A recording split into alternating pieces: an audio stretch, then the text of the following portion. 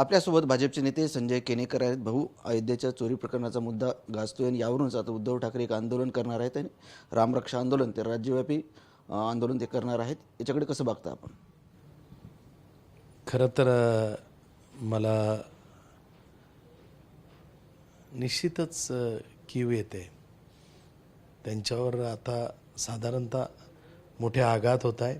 त्यांनी स्वतःच्या पायावर फार मोठे दगड टाकून घेतलेले आहे आणि या मानसिक आघातातून ते जे उद्गिन्न होऊन बोलत आहे, खरं तर ते काय बोलत आहे याचं सुद्धा त्यांना भान नाही राहिलं.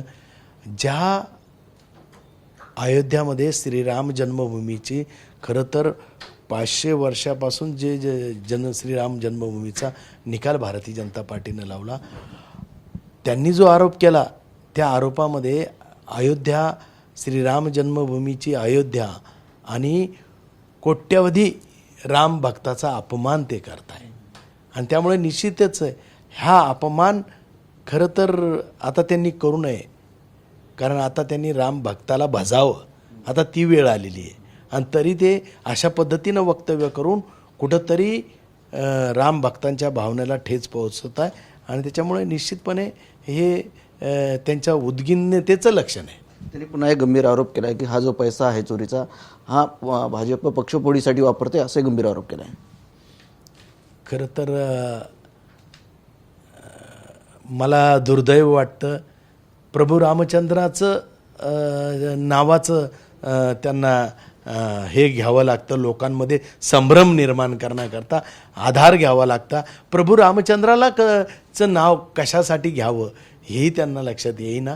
निश्चित आहे त्यांच्यावर होणारे आघात मी समजू शकतो, परंतु त्यांनी प्रभू रामचंद्राचा नावाचा वापर चुकीच्या पद्धतीने करताना हे त्यांनी विचारात घ्यावं की कोट्यावधी जनतेचा खरं तर श्रद्धेचं स्थान आहे ते, आणि त्या श्रद्धेच्या स्थानाला त्यांनी संभ्रमम चुकीच्या दृष्टिकोनातून निर्माण करण्याचं जे काम करताय तो त्यांच्या, मी सांगितलं ना, हा उद्गिन्नतेचं त्यांचं लक्षण आहे.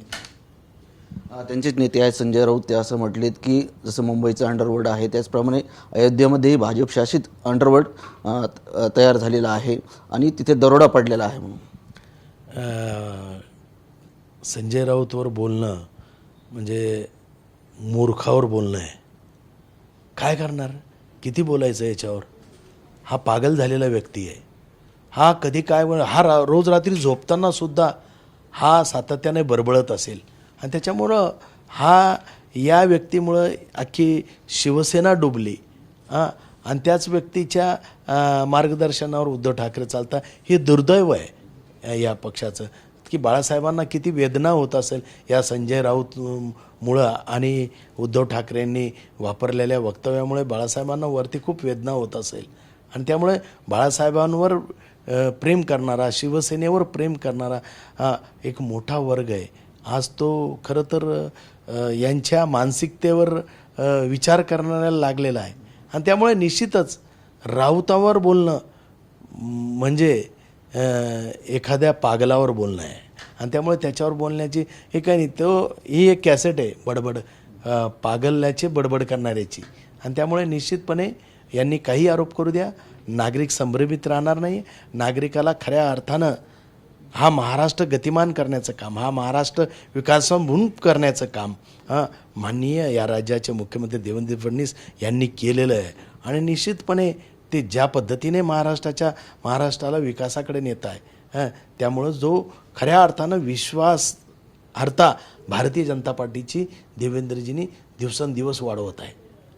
ज्या पद्धतीने उद्धव ठाकरे यांची शिवसेना असेल ती फुटत आहे, काही खासदार एकनाथ शिंदे यांच्या शिवसेनेकडे गेले, भविष्यात काही अशी फूट आहे का किंवा आमदार जाऊ शकतात का, काही संख्या काही असेल का त्याची?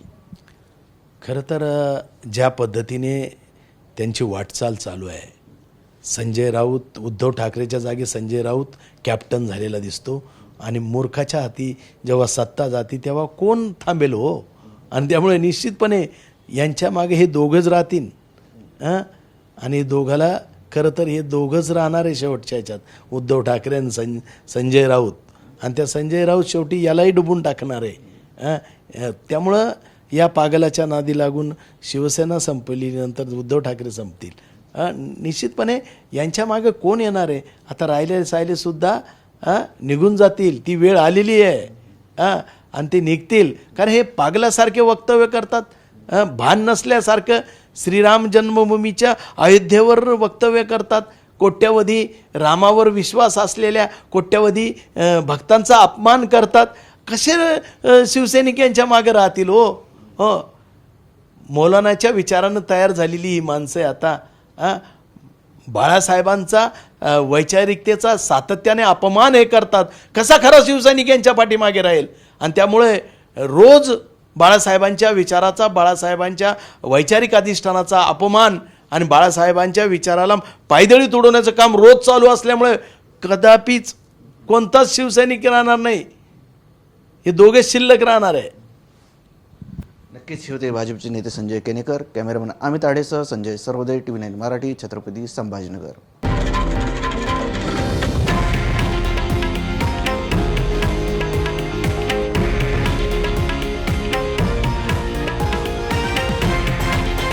हे आहे देशातील नंबर 1 न्यूज नेटवर्क आणि आपण पाहत आहात TV9 मराठी, एकमेव.